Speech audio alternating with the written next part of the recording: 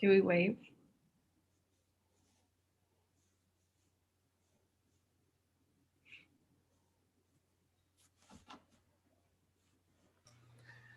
Welcome everybody to this month's Reader Corner with Indivisible TX Lege. We are live with you here on Facebook and YouTube. Very excited to be with everybody. This month we read a fantastic book by Trevor Noah, Born a Crime. Yes, everyone have their copy with them. Let's see, where did I put mine? All right. Mine was audio. It was in here. With us, we have a great panel to talk about this book. Very excited to get in this conversation. We have Antoinette Perez, part of Indivisible TX Lege leads and just amazing all around. Marika Leahy. Antoinette's out of Austin. Marika's out of Houston. I'm out of Fort Worth. So we're covering the state quite a bit today. Also, Marika is also part of the leads. If you get our newsletter, you get to see that signature from Marika. Always wishing you the best and sending her love.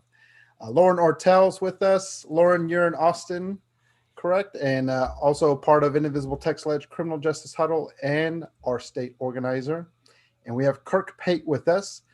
Kirk, always big shout out to you for this wonderful idea. It's been amazing getting to read these books every month and have these conversations. And Kirk, confirm for everyone where you're joining us from. You've heard of Paris and New York City and Los Angeles. I'm from Flatonia. Oh, Flatonia, Texas. Yes. Right next to those juggernauts in American cities. Well, we're really excited to be with you. We hope that you engage with the comments with us throughout this conversation, whether you're on Facebook or YouTube. Feel free to comment on what we're sharing. If you had a chance to read this book, or if you're really eager to read this book, we'd love to hear from you. And hopefully we'll be able to capture some of those comments and bring them on this live session. But starting off, because of the different books we've been reading throughout this year, we've kind of jumped through a couple of different spaces, but there also seems to be a very common thread in a lot of the books we're reading. The distinguishing part for us with this book has to be the humor that Trevor Noah brought in sharing his memoir, his story of growing up in South Africa.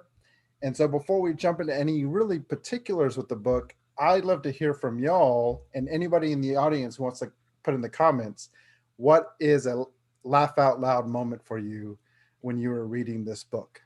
Any volunteers to start us off? Well, I'll start. Trevor was a mischievous young man and stuff happened to him. Sometimes he instigated it. And one of the things I thought was quite humorous was it took place in a community called Orange Grove, where he and his mother and her to-be husband, Abel, were visiting a family, a white family. And out back of the white family's house was a cottage sort of thing and a garage where Abel had stored a bunch of stuff, and the maid lived in the cottage. And Trevor loved to play around with matches and a magnifying glass. And he was teaching somebody else how to start a fire with the magnifying glass. And he kind of got interrupted in that, and he left the magnifying glass on a mattress inside this little hut. He went out, the door slammed behind him and locked, so he couldn't get back in. Well, some time went by, and then smoke began to come out of the hut. The hut caught on fire, burned up, and it actually set the white couple's house on fire as well and burned it to the ground. And it's like, what? Who, me? I mean, stuff happened to him. And sometimes it was tragic, but there's kind of a comedic side to it because things happen to him in unsuspecting ways. Definitely a funny moment in his reaction experiencing that. Lauren, you've got one next, it looks like. Sure. There were tons of laugh out loud moments. but something comes to mind is just an image of him when he was growing up.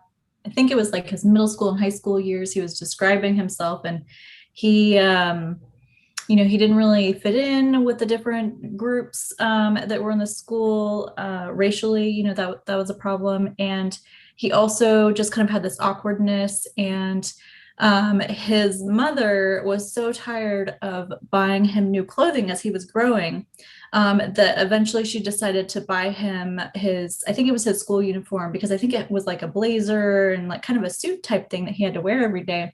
And so she got it 3 sizes too big, including the shoes. So huge shoes, huge outfit. And that was the moment that he stopped growing. And so he just, was always in this huge outfit of shoes flopping around. And he struggled with acne and things. And so he really, had a hard time kind of, meeting the girls he was interested in, because he was just the funny guy. So I think that image of him paired with who he is now is just a really fun juxtaposition for me in my head, and that I just kind of caught throughout the book, along with 100 other funny parts. Yeah, and definitely relatable, right? Because I think all of us have had these different moments growing up with clothes and them either being too big or getting to the point to being too small, and just hilarious. Yeah. So I haven't read this book in several years. So I don't remember specific examples, but one of the things that I really enjoyed about the book is just how he could bring to light the absurdity of so many life situations, especially the situations that are only created because of these ridiculous social mores that we have constructed. I think there was some time in the book where it's like he was a little kid and he wasn't supposed to exist because he's the child of a black mother and a white father, and in the apartheid South Africa, that's illegal. His existence is illegal. And so just some of the hoops he and his mom had to jump through just for him to be around and do anything outside of the home. I mean, really, really sad, but the way he talks about it and portrays it, the absurdity makes it hilarious. And you think about, well, what's happening in my world that if I took off this filter of, well, that's just how it is, it would also seem like, wow, that's just ridiculous and absurd. So amazing writer. He talks about walking with his mom. Do you remember that she was so dark-skinned and he was mixed, the words that he used, right? And so he says, walking together, she would have to have a woman who was also mixed that would walk next to me like she was my mother. And then he said, in all these pictures, there's this woman named Queen who looks like me, but is not my mother. And then my actual mother behind us, photobombing. And that was the term that he used, his own mother, photobombing. Yeah. Yeah, when you talk about the absurdity, Marika, it also makes me think of when it goes into the classification, because they wanted to classify people. And he kind of makes a comment where it's like, so Chinese people were black in South Africa, not because they were acting black, but because they hadn't created a category for them and there was too few of them. So in South Africa, Chinese people were black. And I think that's the pointing out that he does, that it's just so absurd in how he is able to put a spotlight on it, in the way he talks about it. So yeah, a lot of great examples in this book about that. Across all these different kinds of stories and funny stories, there are so many, but even in instances that are not particularly funny, one of the things that strikes you, Marika was sort of alluding to this, are the life skills that he had to have. He had a complex array of life skills. There were situational life skills, and it led him into some really interesting and funny stories. So anyhow, it's a good book to read for the humor. Yeah. And want to give a shout out to 2 of our audience members. We have Vanessa McDougall, who says she's planning to read this. So we definitely hope, Vanessa, that our conversation is encouraging for you, because it truly is a great, hilarious book, but also, as everyone has mentioned here, has some very big topics that it covers and talks about. And Karen Collins shares listening to Audible version right now. And so, yeah, so Karen's probably having a lot of those laugh out moments because the audio version is just a different experience. But definitely reading the text, you could definitely get that humor and feel it as well. And so a lot of great opportunities to read this book. For me, I'm going to have to, well, before I go into my story, I do want to highlight that you may see us throughout this conversation sipping on various beverages because it is Friday, it's after 4:00, and this is a cocktail reader corner for us. And so we are enjoying various beverages to help this conversation be as smooth and relaxing as we want it to be. I don't know if there's a good segue into the funny part of the story for me. I'll segue into it for you. Alex said to everybody else, I'm going to talk about this thing. No one else gets to talk about this thing. So he's been waiting to talk about this thing for days. So Alex, what is the thing? So definitely the laugh out moment for me, one of the big ones was the shit story. And so this is a story that he shares about living in the home that he lived in and how, you know, people build pieces of their homes at a time. But one thing that usually is not ever tackled is with plumbing. And so there's not indoor plumbing, there's not running water. And so they have essentially an outhouse they share with several houses in the neighborhood. But everyone does have a driveway. That's a different joke he makes. But with this, he, as a child and 5-year-old for this particular part of the story, he hated going to that outhouse because he was always uncomfortable and he was worried about different things happening to him, including the flies that would fly around there. And so it was raining one day and he's like, you know what? I'll just lay newspaper out in the kitchen. And so he starts to go through that process and describing that process and everything, and realizes that his great grandmother was still in the kitchen who was blind. And he's trying to finish this process as quietly as he can. This leads to a whole discovery that he has to hide and he doesn't admit to, where the family gets together, finds the evidence of his shit taking, burns it because it's evidence of a demon that has visited the home, and has to go through a huge effort to make sure the demon is exorcised. And the whole time he's having to pray in front of his family about it, but trying not to condemn the person who has brought this into the home because it's him and he doesn't want God to strike him. So it's hilarious. But one point that he does make, even within this hilarious story about the importance of how we see each other as humans, I think the reason it also I connect it with is because this is actually what my wife and I talk to our daughters about. So there's a lot of different situations in life where we get intimidated or we feel like we're maybe not ready to be in the moment that we're in, or there's people that are around us that intimidate us, either because they have authority or they have some sort of celebrity around them, or they're really important people in our eyes. And he makes the point that at the end of the day, we're all human and we all shit. And so it doesn't matter who you are, you're going to have to squat on the toilet. You're going to have to go through this process. And there is nothing unique about us in that sense because we all have to do it. And so this is actually advice we've given my daughters as they've grown up, is like, don't let anybody scare you, intimidate you. In the end of the day, just know that they're going to have to take a shit like all of us. And they are human. We are all human. And you can be where you're wanting to be and do what you want to do. And so great story. I thought it was hilarious.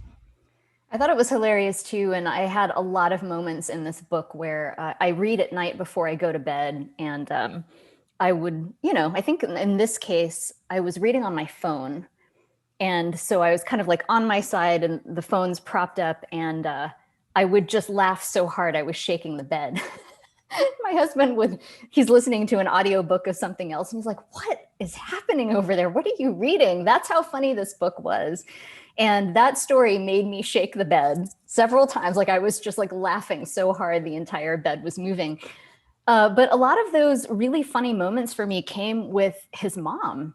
He told all these stories about how he would rationalize things with his mother. She would rationalize to him, and then he would counter back. He talks about some of the stories that have to do with going to church and how, she'll spend an entire day taking minibuses and rationalize it. And then he's like, can you just pray to Jesus to come to our home instead next time? So we're not, like, little things like that. But his mom figured into a lot of the stories that made me laugh really hard. And the way he described it was that they had a Tom and Jerry relationship. And he shares this just general anecdote of how he would go to the store to run an errand, but then he wouldn't come home with the change. He would go to play a video game, and then all of a sudden he'd see her come out from the corner of his eye, and then the chase would be on. And he would run through the whole neighborhood and she would chase him, even in high heels. And he said she had this trick she did where she could kick off the high heels mid-run and get faster. And he called it turbo mode. And then when he got so big that she couldn't catch him, then she would say, "Stop, thief," and kind of like harness the collective power of the neighborhood after her own child, which I thought was amazing. And he'll say, like, in the book, he was like, she was such a strict disciplinarian and I was naughty as shit. And so, of course, I had to go to Google and see just how naughty he looked. So I'm going to do a quick screen share here so that you can see the naughtiness on his face. He is recognizable as Trevor Noah from The Daily Show in this photo. And he has also got the gleam in his eye and the dimples where you're like, ooh, he has gotten away with a lot. Anyway, so his mom figures prominently, I think, in a lot of the laugh out loud types of moments. And in fact, the way that he frames his childhood often is comparing what it's like to grow up as a Black child in apartheid era South Africa, as a white child, and then his status as a mixed child who sometimes had some fluidity going throughout different neighborhoods and ghettos and things like that. So some of the things that I had isolated in terms of like quotes where he compares the difference between the Black childhood and the white childhood experience. Overall, he had said, "My mom raised me as if there were no limitations on where I could go or what I could do. And when I look back, I realized she raised me like a white kid, not culturally, but in the sense of believing that the world was my oyster, that I should speak up for myself, that my ideas and thoughts and decisions mattered." And I think that even in the US, there are a lot of folks whose experiences would echo this, that oftentimes Black children, for instance, when they go to the doctor, are not raised by their parents to question, what are some other options for treatment for this illness? They are not taught that they are able to advocate for themselves. And so that was something that just felt so familiar, even for us as Americans. When he talked about growing up in the Black ghetto, he would say, "You can't leave the hood, so you survive by the rules of the hood. Living in the ghetto allows you to exist in a state of suspended animation." And that sometimes the kids that lived in the Black ghetto but had a taste of what life was like outside the ghetto were in some ways like the worst off because they could see what was out there but couldn't get it. And the way that he phrased it to me was really profound. He said, this boy who has seen more has been given more potential, but he has not been given more opportunity. I mean, that one was not only profound, it like hurt me to read that, because I do believe that that's something that we also see and experience and create, realities that we create in the United States as well. He does talk about how, as a teenager, he came into the possession of the equipment and the knowledge to be able to make pirated CDs and sell them. And it was this that helped him get his first kind of leg up. And so he says life was good and none of it would have happened without his white friend, Andrew, who introduced him to these things. And without him, I wouldn't have this life and this lifestyle. What he did on a small scale showed me how important it is to empower the dispossessed and the disenfranchised in the wake of oppression. So those were some of the quotes. There was another one that his mom had said to him about, how it is that she's so hard on him and that she will just beat him within an inch of his life. But when she does it because she loves him and she wants him to make sure that he goes out in the world and doesn't get in trouble, because when the white man beats you out there, he's not doing it out of love. He's doing it because he's trying to kill you. All of these things kind of stuck out to me as very stark differences in his experience between growing up Black and growing up white in apartheid South Africa.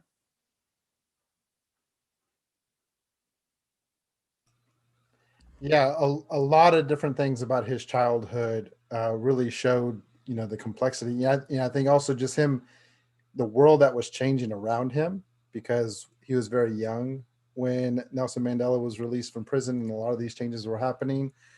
And so hearing him talk about how his family, and especially his mother, I mean, because his mother is such a central part of this book, and continues to highlight what she had to go through. And I always thought that was interesting. We're all, children of parents, and there's different ways we look at our parents and interact with our parents. And I thought it was just so interesting him using this book as a way to understand what she was doing for him and what she had to endure, and reflecting on that and coming out of it, of really trying to be empathetic and understanding, even though there was definitely some moments where he was very frustrated, him going back and forth on the logic and using their faith for his benefit, and her saying, no, that's the devil thing. And he's like, no, that's Jesus. I thought that was just hilarious, all those different moments they'd have. And so, yeah, his childhood is definitely unique in the experience he had, but it was a really a window to understand how this world was, and how just so many of it, parts of it was messed up. Now, one of the interesting dimensions of what Marika just talked about was he spoke, Antoinette, right? Or you talking about Marika from earlier? excuse me, Antoinette just mentioned, was he spoke several different languages. And that afforded him an opportunity to be quite flexible in a number of different situations and binds that he got in. And that capacity was not available to probably most of the other kids that he ran around with. So he used that, quite effectively, and to get himself into and out of trouble.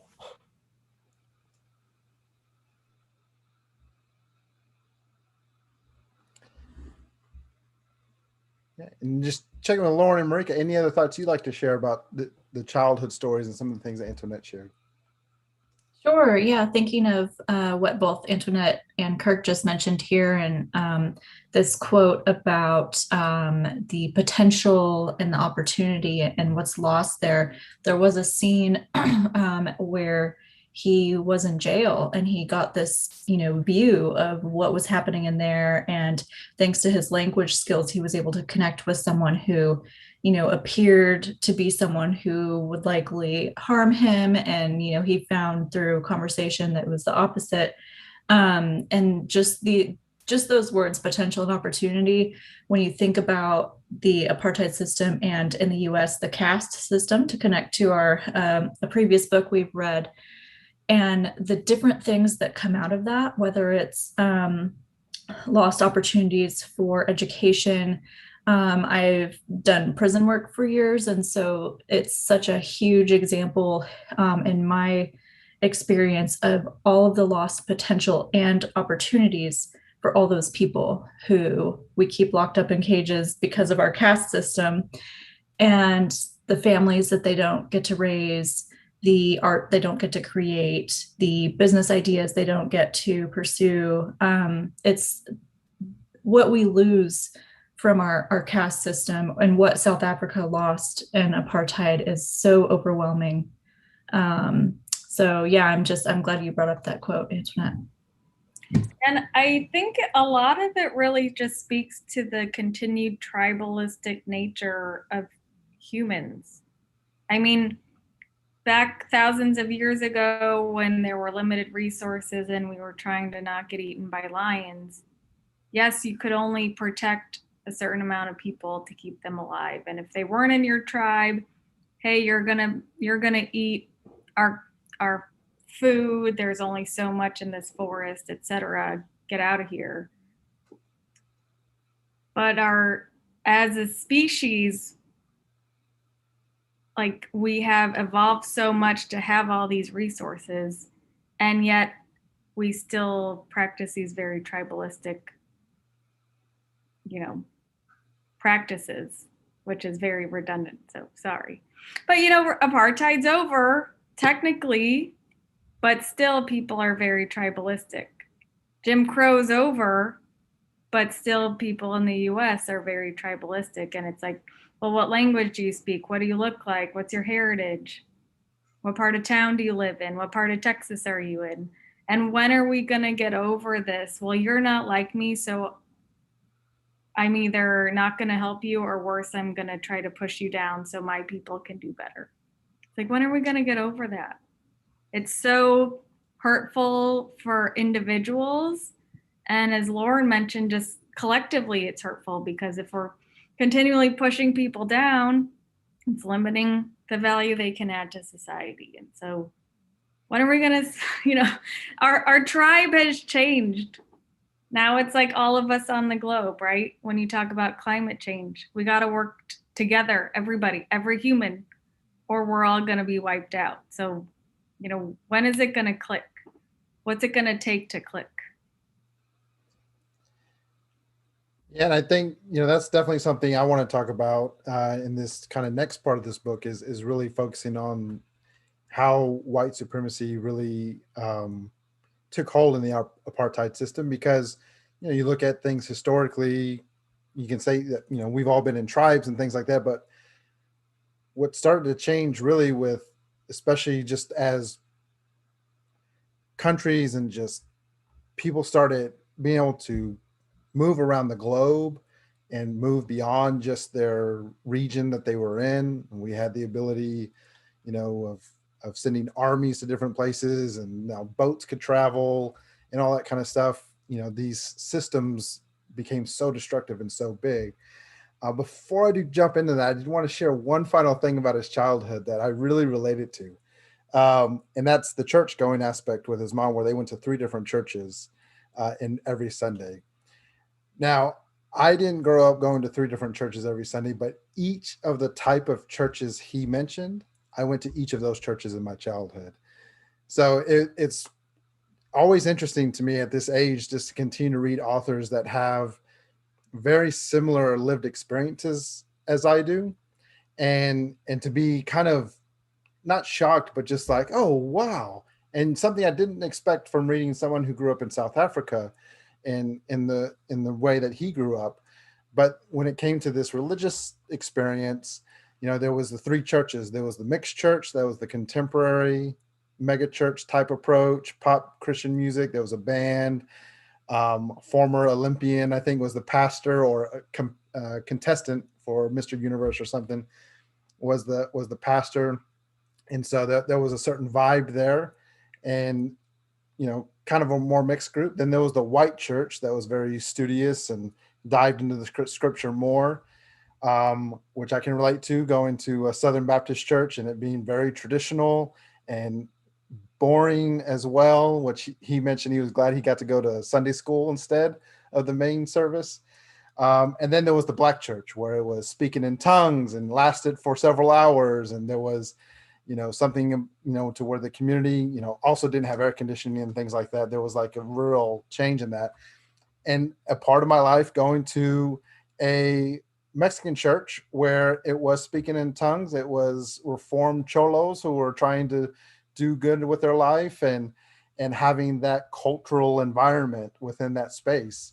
And so I just thought it was just so unique that this was a shared experience. But then I think about white supremacy, and I think, of course, we had similar experiences, because this was the approach of colonists, to use religion to kind of change what was happening within the land that they were wanting to occupy. And so Christianity was the religion that was used to convert and to change the natives so that they had these different experiences. And so when we talk about white supremacy, one thing that I really appreciated in his book was that before every chapter, he kind of has this, before he gets into the narrative, it's almost like it would be pieces of history. Sometimes it was pop culture history, but in a lot of chapters, it was around the history of South Africa and apartheid. And so I thought that was really good. It's almost like, an initial little mini essay before he jumps into the lived experiences that he had that related to it. And so that was really, really good. And a couple of key things he said is the genius of apartheid was convincing people who were the overwhelming majority to turn on each other. Apart hate is what it was. You separate people into groups and make them hate one another so you can run them all. At that time, Black South Africans outnumbered white South Africans nearly 5-1, yet were divided into different tribes with different languages. White rule used that animosity to divide and conquer. All non-whites were systematically classified into various groups and subgroups. Then these groups were given differing levels of rights and privileges in order to keep them at odds. And it's definitely something that we've seen in America. And to your point, Lauren, you brought up caste. That's where this book is uniquely different because of his voice, his experience, and his humor. But this thread of white supremacy that we've read through every single one of our books, and how people have had to interact in this system, overcome this system, or try to, figure out, what is up and down because everything seems so backwards at times, is definitely something that he shared within his experience. And the other part that he shared that I thought was just a great description was apartheid was perfect racism. It took centuries to develop. But the British abolished slavery in the name, but kept it in practice. And to your point, Marika, we say apartheid's over, we say Jim Crow's over, but those remnants still stay in our society. And in fact, they can stay long enough that they resurface as something worse, which we're seeing in Texas with Jim Crow 2.0 and the voter suppression laws that are happening. And so I think what was really unique for me about this story is how he didn't shy away from it. And I see how in America, we still struggle to talk about this, but I felt he did such a great job in his book to be very open, transparent, and to call it what it is, and to be able to then use his life experiences to highlight, this is how it affected me and my family. And I think a lot of it gets down to the white people's tendency to otherize, and I'm sure non-white people otherize also, but the white people otherize in a way that, these poor natives are so different than us. They don't know any better. All these horrible kind of demeaning, even if they're sort of in some part of their psyche, they're trying to be well-meaning. This seeking the differences and seeking to label and dehumanize is just something that repeats itself over and over in history, really all over the world. I think the big challenge is how do we break that cycle? How do we tell people, hey, remember all of us shit at the end of the day? Like, can we focus on that instead of like how someone's skin color might be different or their family origin might be, like, who cares? We all shit, we all breathe the air. We're all trying to, keep our kids alive. Isn't that what matters? Yep. Yeah. To your point about climate change, right? We all need this air. We need this planet. None of us can survive without it. And so it looks like, unfortunately, we lost Kirk. He's having a couple of things with his internet where he's located at in that major city of Flatonia. And so we'll bring him back on if he's able to reconnect. But yeah. Any other thoughts y'all have, Lauren and Antoinette? Sure. Yeah, white supremacy. So not only do we see it when we think about South Africa, the US, and these broader perspectives, but we can really see it everywhere in our spaces, in indivisible groups, in the Indivisible organization, in grassroots organizing. We had some of y'all participated in our training that we had last week, where we kind of explored, there's a list of the characteristics of white supremacy. And, a lot of things would be things that you just, kind of see a lot and don't necessarily think of as negative, but examples like urgency, perfectionism, all different types of things. And if you just kind of dig in and see how it shows up in the work that we do, what it's kind of like the underlying basis of those characteristics. So we can just see it anywhere, everywhere. And I think this book, the other books we've been reading, and any conversations we have about this are just good opportunities for that self-reflection and introspection on not only ourselves as individuals, but the spaces we're in and the movement that we're in as well. Yeah, absolutely. And I know Kirk had a couple of thoughts, so hopefully he'll be able to join us to kind of pitch in on this. But to your point, Lauren, we see a lot of this, even in the spaces that we support, we see white supremacy still surface. And a lot of times for Black and brown communities, when they're looking at Republicans and Democrats, they're both the same. And essentially it's white people fighting other white people to have white power. And so even if one side is more bigoted in their approach and another person is claiming to be an ally in the approach, it still is with the mindset that we'll still be at the top to help make that happen.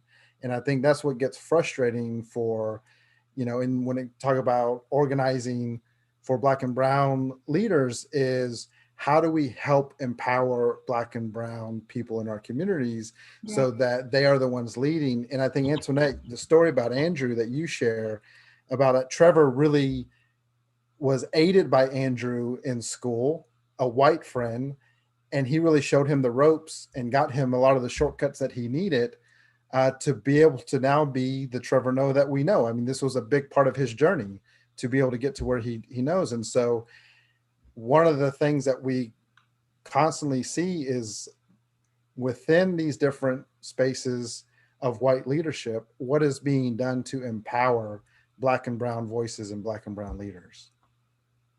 Enrique, I saw you come off mute momentarily, so I wanted to go. Oh yeah, I was just gonna, to your point around the two-party system, at least in the US, you don't have to look that far back to when the Democratic Party platform was let's get these thugs in jail, right? Like I remember, I mean, I'm not super young, but I'm not old either, right? And I remember Bill Clinton giving speeches about we need to get these thugs in jail. And I mean, we've all seen, the 3 strikes you're out rule that progressive California passed and what that's done to our criminal justice system. I mean, it's called criminal justice, but it's like, really, is it? It's like, or lack thereof, maybe. Well, criminal justice for who, right? You're right. And it just points to, if you don't have representation in the room having the discussion, huge swaths of the population's perspective are just not there. They're not being heard. And our country is not a white majority. I mean, maybe technically it is. Texas is not. It's majority minority, and the rest of the country is headed that way. And again, at the end of the day, we all shit. And so why aren't we looking past skin color and, hey, you're a human, I'm a human, there's problems in our community, how can we fix them? Instead of, my neighborhood matters more than your neighborhood, and I need to get to work faster, so we're gonna plow down your house to build a road, for example.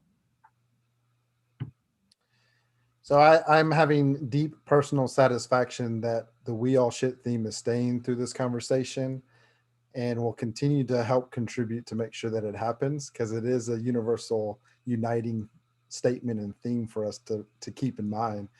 But I think talking about we need t-shirts. We need shirts. Oh gosh, I love this idea. Yeah, so we need to make that happen, and maybe we can meet up with Trevor Noah and he can sign them, right? Talking about criminal justice, Lauren, I think that kind of leads to something that you wanted to talk about, if you'd like to move us in that direction. Sure, I can, although I don't know if Antoinette and Kirk had anything to add to the last piece just before we move on. Okay.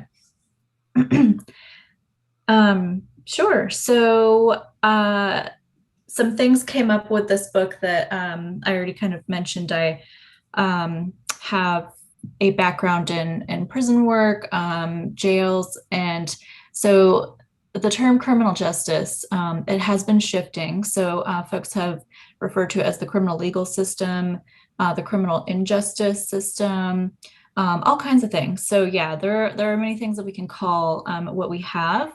But I like how Trevor Noah digs into just the concept of crime in general. And so, Marika already kind of spoke to in the title, he was born a crime. Just his existence was illegal.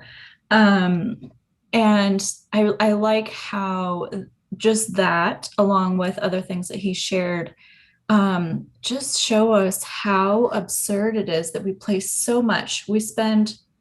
Texas alone spends over $4 billion a year on a carceral approach to crime.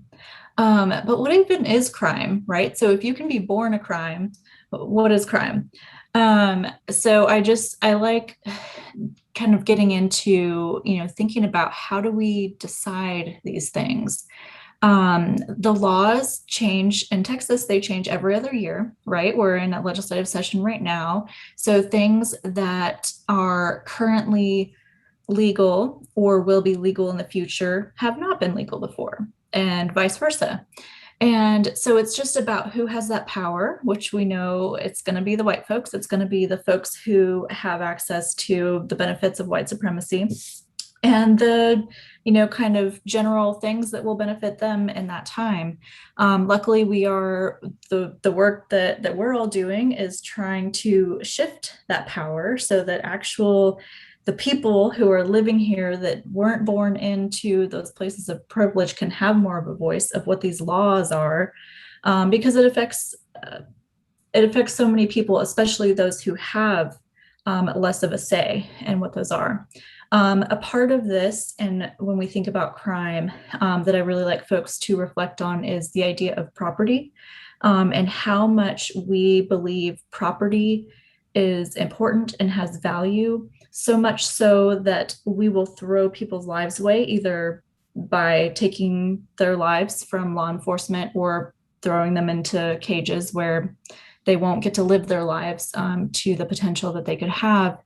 And so just kind of, if folks can think about that a little bit. So Trevor's stories, he explained how he was kind of figuring things out, how to get along, how to, find something that worked for him, a source of income. And he was, pirating music and doing different things, and that, and people selling drugs, and like just how silly it is for other folks to have judgment on those decisions for people who have so few opportunities and options. So I really like that he got into that. And I found this cartoon that I think is a good example. So let me share my screen real quick. I saw a friend posted this recently, and I was like, oh, it's a perfect example. Okay, so I think this is supposed to be a baker. And they say, someone stole a loaf of bread, and there are these dogs, and they look, I don't know if they're supposed to be superhero dogs or policing dogs of some sort. And they say, don't worry, we'll find the person responsible for this. And then one of the dogs asks, why are there people in your city who can't afford to eat? And it's just, to me, it's, if we can get to this simplicity of, the idea that we punish people for stealing food. That right now in Austin, there's the Republican Party, along with some Democrats, are pushing to punish people for being too poor to afford a place to live. And there's just so much there. So I like how this book dug into that, and I'm curious if anything came up for you, or anything y'all think about this idea of crime and what it means, and how we come up with it and how we respond to it. Well, it makes me think about a couple of things. One thing that I liked about the comic you just shared is that the person they went to wasn't just some random person on the street. They went to the mayor. So they went to the top of the power in their community to ask them, why is this happening? And so I think that's really important. And too often we see that the people in power, we have these laws that they want to go by, and they say that, you know, these are, you know, going to keep our society, you know, in a prosperous way, or whatever. But then we see people like Briscoe Cain, who is the chairman of the elections committee, and we have a process to pass laws. We have a process to be able to move this conversation forward so that the state of Texas and the people who live here in Texas have a voice in that process.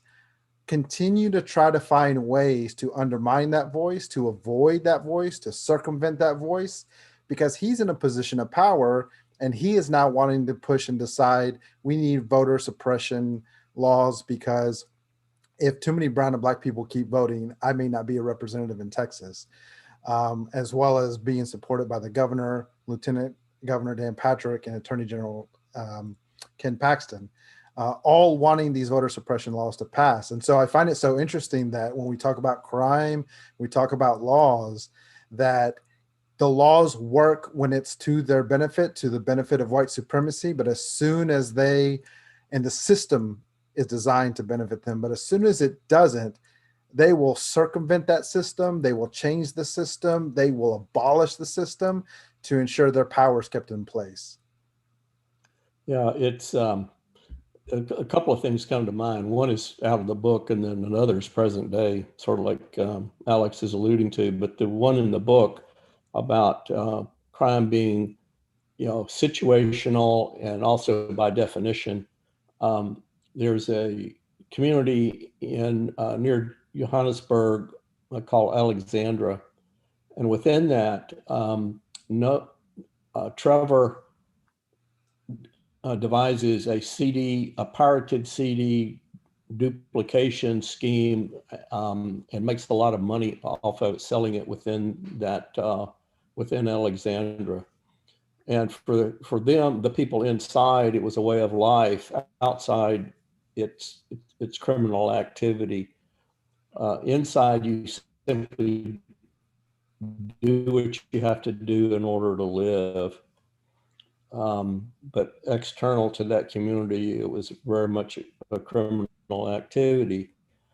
The other thing about it being by definition, Max was saying, is right now there are bills, election voting rights related bills in the Texas legislature that, if enacted and signed by Governor Abbott, are going to criminalize certain kinds of behaviors of poll workers and election workers. It's by definition, that's how these things come into being. You have people in power who decide on what the definitions of a crime are, and some of these bills are going to elevate to a felony certain kinds of behaviors. And so watch out if these things are enacted. It gets to the point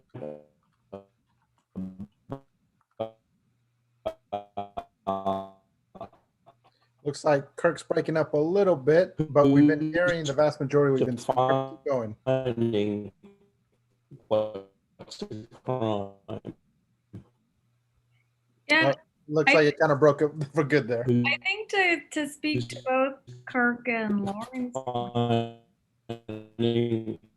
The enforcement powers and the penalties.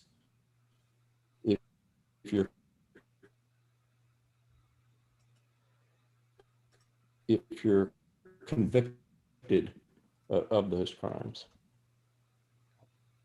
That's all I wanted to say, just to allude to the current situation. yeah, I'll keep going for him. Him saying what he has said, and Lauren starting us off. I mean, Texas is a minority rural state.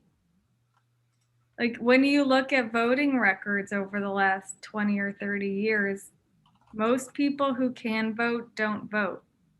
And what we had seen in the 90s, 2000s, and 2010s was that usually elections were decided by the Republican primary. And so few people participate there that very few people are deciding who holds the power in our state.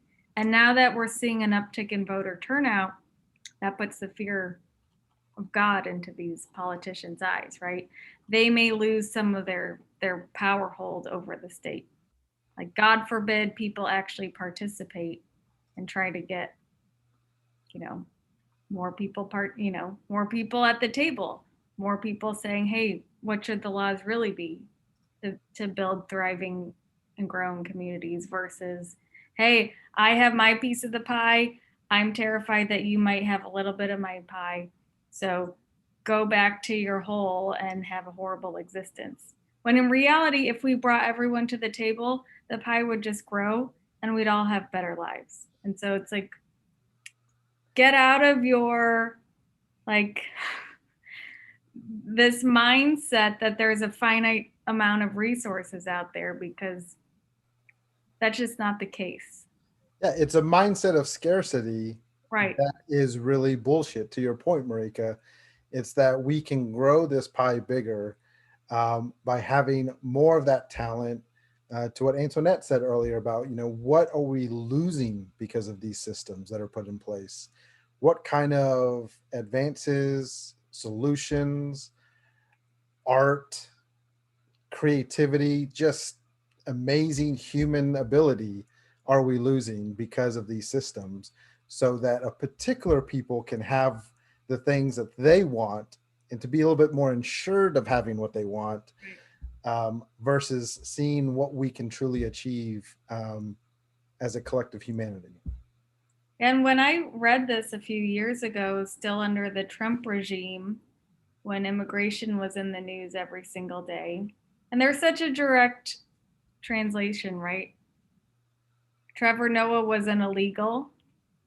People crossing the border were being labeled illegals instead of human beings. And it's like, if you realize what motivated immigrants to do this huge journey from Central and South America, literally just to keep their kids alive, why aren't we celebrating that? Like, hey, you want a better life for your kid. You don't want your kid to join a gang or to get murdered. You're so self-sacrificing. You took this awful journey with huge risks and you made it to a better place. Like, why aren't we saying that's amazing? You're an amazing person. How can I help you? Instead of, you're an illegal, like you're not even a person. It totally boggles the mind, especially when, people who claim to be Christians are the ones. And for our country to also ask itself, what are we doing to contribute to those situations? Oh, yeah. What are we doing that are inflaming those situations, or even, making those things happen? In some very real cases, we are the cause of the suffering, and then we extend the suffering. Absolutely. There's a lot of work that we have to do in America, in Texas, to recognize that. And we can move forward so much faster if we stop trying to exclude everybody, and if we stop trying to limit everybody. And I think that's one thing that really was something that stuck out with what he said in this book for me as well. The only way to make apartheid work, therefore, was to cripple the Black mind. Under apartheid, the government built what became known as Bantu schools. I don't know if I'm pronouncing that correct, where they taught no science, no history, no civics. It was only they were only taught metrics and agriculture, essentially saying, this is all you're designed to do. This is all we're going to allow you to do. The systems that get built like this are designed so that people are pushed down and limited and not able to have the same opportunities. And I think that's another thing that was brought up early in the conversation, that it is about opportunities, is that we are restricting it, and we are saying only certain people in our communities get these opportunities. One last thought about Prop B that you talked about, Lauren. Our family just moved out just outside of Austin, so we're not technically in the city of Austin, and that whole election is something that's happening without us, but I've been very interested in watching from a very short distance. And I'm still part of my old neighborhood email list, and I get an update like twice a day or something. It's been kind of fascinating to see the discussion that's going on there, because my old neighborhood was like right in the middle of one of those areas where the homeless camping has been incredibly visible. You know, the neighborhood is close to downtown and there's been a lot of uproar. There have been some really patient folks in that neighborhood who have been calling in their people and explaining exactly what criminalizing homelessness is and how that's what this proposition does. And I feel some of the folks kind of coming around to that. So that's been really heartening in some ways, and speaks to, you know, that lived experience and how important it is, and to meet people outside of your bubble to get exposed to that more often, and not wait until early voting periods and elections to really understand the full scope of an issue. There was a quote in the book, Born a Crime, where he says, "It's easy to be judgmental about crime when you live in a world wealthy enough to be removed from it. But the hood taught me that everyone has different notions of right and wrong, different definitions of what constitutes crime and what level of crime they're willing to participate in." And these very same people that are at the legislature right now, basically subverting democracy, like, how is what they're doing on occasion not considered criminal? Yeah, that's all I got. And when we reflect on January 6th, the insurrection at the Capitol, it was criminal, and yet it was handled very differently. It's been handled very differently from what you've seen people when there was the protests against the killing of George Floyd in the communities, and how aggressive that was compared to our Capitol being attacked. And to bring shit back into the story, shit smeared at the Capitol. You know, I mean, that's what was done in so many horrible things. You know, people lost their life, the attacks that happened, and just the mentality that was able to exist and be sustained because of the permission that is essentially given because of how they responded to that moment. With this, though, we've been talking about what Trevor Noah's book has helped highlight in terms of just the things and the work that we still have ahead of us as an organization, as within our state, in our country. But he does give some insight about how we can potentially move forward and continue to grow as humans. And it is acknowledging that we do have these different communities, we have these different tribes, we have these different cultural elements to how we go about things. And one of those key pieces is language. And I wanted to check with you, Antoinette, if you wanted to highlight some of the things that you thought were really, really good about language and how he was able to use that to his benefit. Sure.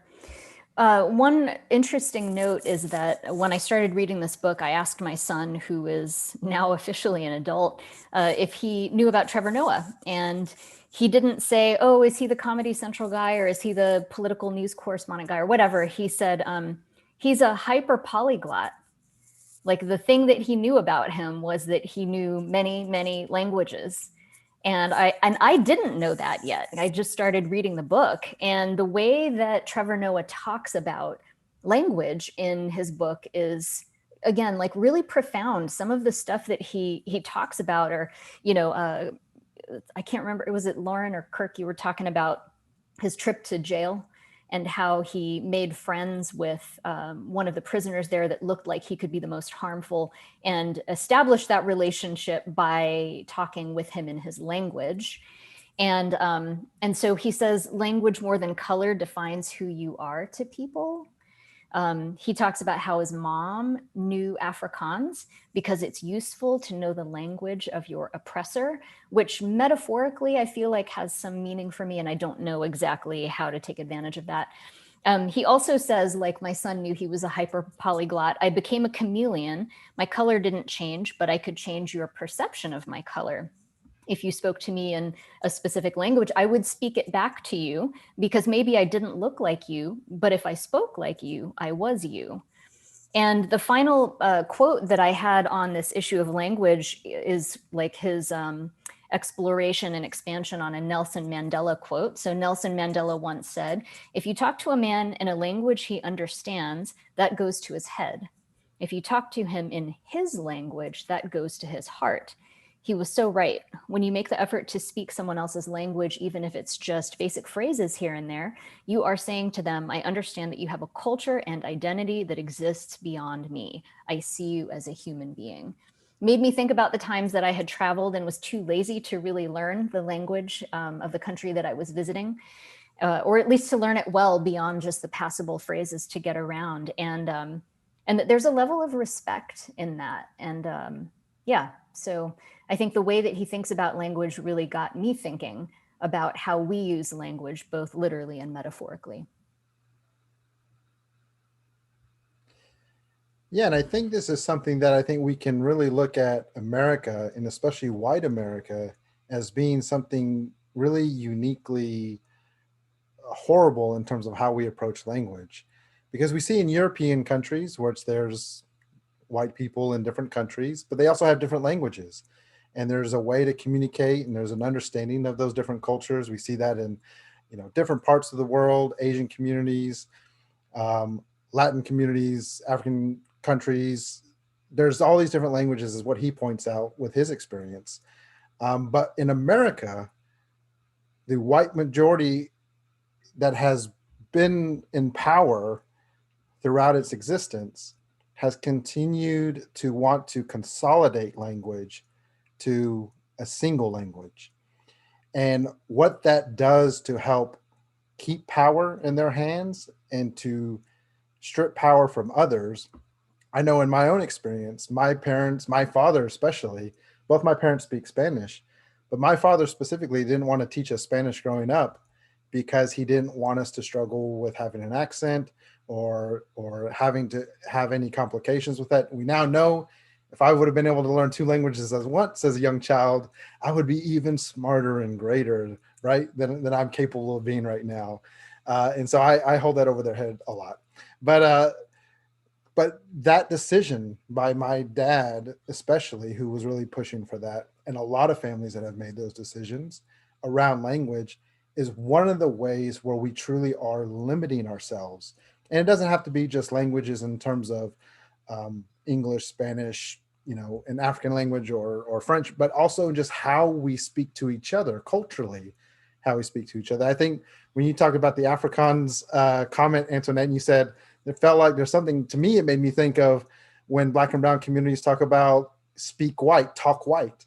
So I can talk in code. Code switching. Yeah, code switching. So I think there's definitely something that we can all do to help break down a lot of this that we see in terms of the power hierarchy, the caste system, is to celebrate the language of everyone around us and how we talk and how everyone talks, and try to understand everyone from the way they approach their language and their communication.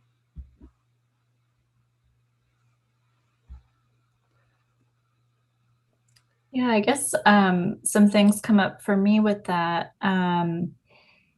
There's so much here in language, and we've kind of talked at other times about how much in the US Spanish is spoken. I believe there are more Spanish speakers in the US than any other country in the world.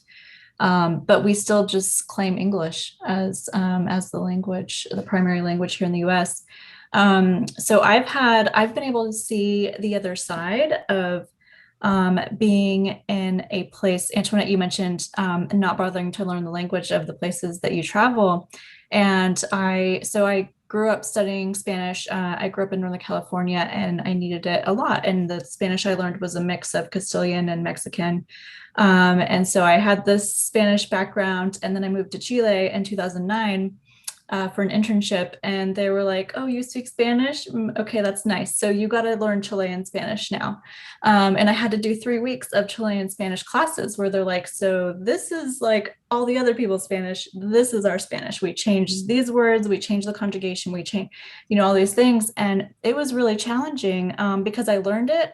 But then I also learned that Chileans don't enunciate. They don't separate their words. And so I really struggled. It wasn't too bad when I was there, living there. But in 2014, I dated a Chilean here in Austin. And we went back down there to be with his family. And especially his mother, I could not understand anything she said. She just smashed all of her words together in such a way that I just could never ever decipher it. And she made fun of me. And she, I have blonde hair. She called me Barbie because she thought I was, this little not so intelligent blonde girl that he just like brought around that like didn't know anything. And it was so frustrating. And to think of how many folks we have in this country that if they're not fully fluent in our language of the oppressor English, how much there's that disconnect of not being able to see the value they bring. And yeah, so it's a struggle to be on the other side of that, and it's really frustrating that we're not more open to being more of a multilingual space here.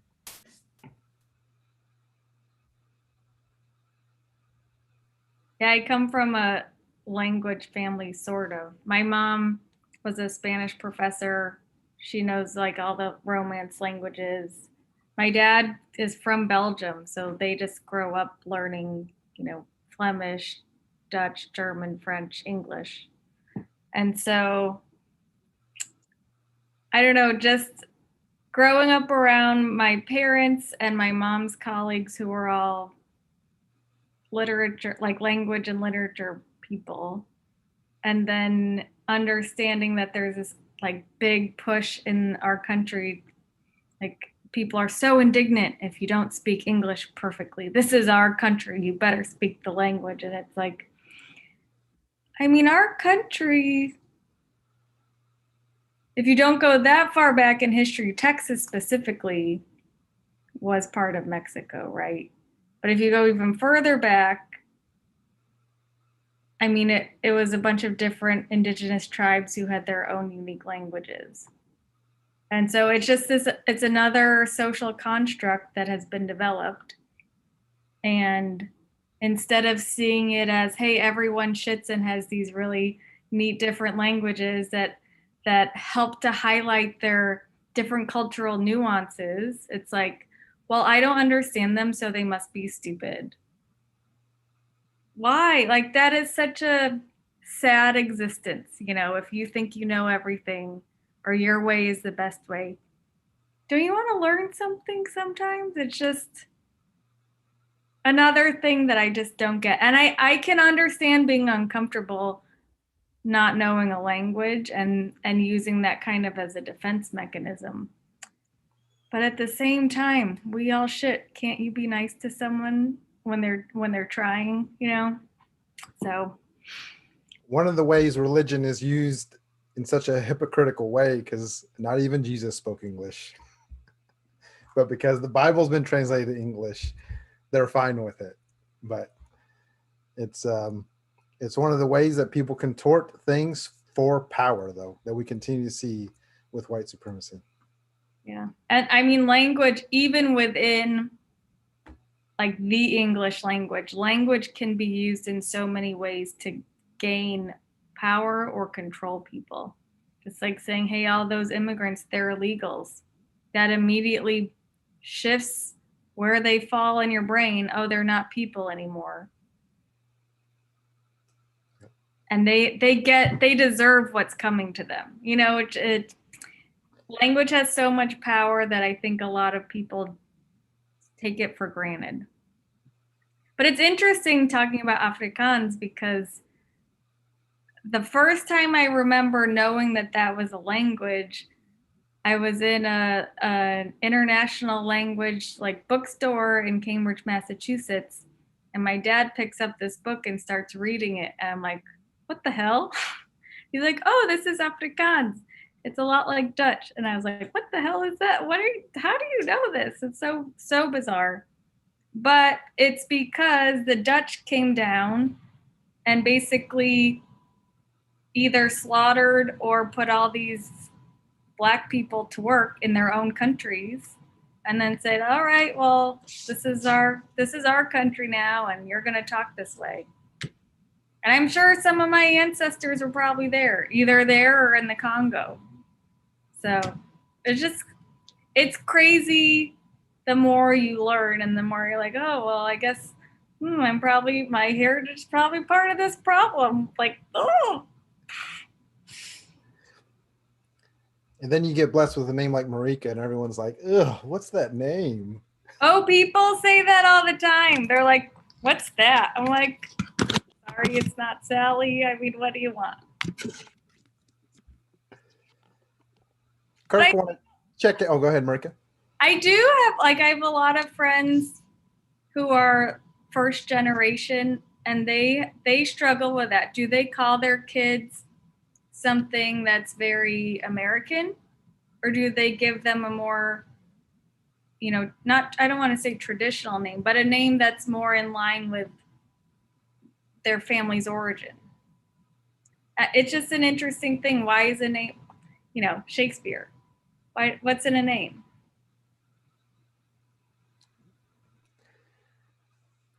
Kirk, I know you had to go in and out a little bit. I want to check in with you to see if there's anything you'd like to add to this conversation. Well, I'm thinking about the language thing in sort of three different contexts. One, in South Africa during apartheid, languages and the people who spoke them were pitted against each other. In Europe, languages, because of the proximity of the countries to one another, it was economically beneficial to be able to speak multiple languages. Here, it's reached the point where it's meant to be exclusionary with speaking English only. And so language is manipulated according to the situation and to the maintenance of the power structure or to somebody's economic benefit. So it gets manipulated. It's situational. That's what strikes me about the, but then in terms of Trevor Noah, for him, it was a very handy thing to be able to speak multiple languages because it facilitated his ability to weave in and out of situations he was in all the time. So even for him, it was situational. So that's what strikes me about the language thing. And besides, I'm not sure maybe as a young person, certainly not now, could I learn another language? There's always time, Kirk. It's not an easy thing to do. You can do anything you put your mind to, Kirk. Okay. We believe in you, Kirk. You can do it. Yeah. My wife tells me to quit trying to speak German, right? She speaks German. Oh yeah. Yeah. There is always going to be some ridicule, but it'll be a way of bonding. Oh. Well, I think this book, like we shared with everyone, is a must read. If you're looking for a book that has covers a whole lot of big topics, especially with the work we're trying to do in Texas and relates to the work we're trying to do in Texas. Amazingly enough, Trevor Noah's memoir on his life growing up is very relatable to our work here because of the circumstances he grew up under. But also his voice as an author is just so awesome to be able to read and digest because of the way he tells his stories, the humor he has, and his experiences that he's able to bring into, package all together. We highly recommend this book. Definitely, if you end up reading this after this, come back to the comments, let us know. We'd love to see what your thoughts are around it and continue to keep this conversation going, whether that's on YouTube or on Facebook. And definitely look out for next month's Reader Corner because we will have a new book and we'll be announcing that probably here in another week or two. But we're excited to continue to go through these books and to see how it can help inform us and help continue to improve our ability to be organizers and just doing the work we're trying to do for a better and brighter future in Texas.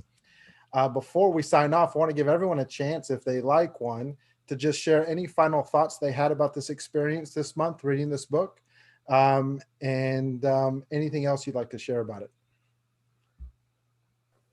I just want to give it my hearty recommendation, and especially as we are in this final month of the legislative session and potentially feeling really run down and dispirited, this will do a lot to fill your spirit back up. Great read. Great reread, I bet. Mhm. It was a great reread. I will confirm that. So yeah, I'm just I'm glad we chose this because it's a great time to read something funny. Yeah, to end on sort of a funny note, where we started was talking about it, what we found, the instances of humor in the book. I was reminded of one where he's talking about McDonald's, where McDonald's came to Johannesburg and other communities. There were numerous differently named communities all around Johannesburg proper. But one thing that indicated your status was the toppings that you were able to purchase when you ordered a McDonald's hamburger. And guess what the ultimate topping was that really just, it set you apart above everybody else. What was it? Cheese. Yep. Remember? The In Cheese fact, Boys. Cheese in Boys. fact, there were cheesies or sort of a label, if I'm pronouncing it right, was given to certain people who really had it going for themselves, right? Even if they weren't in a McDonald's buying a hamburger, there were people who were known as that sort of set, cheesies, because they were wealthy enough, fixed enough, they could buy cheese. Just another aspect of the humor in the book. I'm gonna get a little corny. But I think for me, one of the big takeaways is just how incredible the human spirit can be. I mean, this man who literally was born a crime and was like hidden away for most of his childhood. He with a small leg up from like a one or two friends, and I mean his mom's amazing, but he was able to persevere, and now he's like a global, I don't want to say star, but but incredibly successful, puts out hilarious, important work. And just think of how many more people are there like that out there who just need a little help, or maybe just need the white man's knee to get off their neck,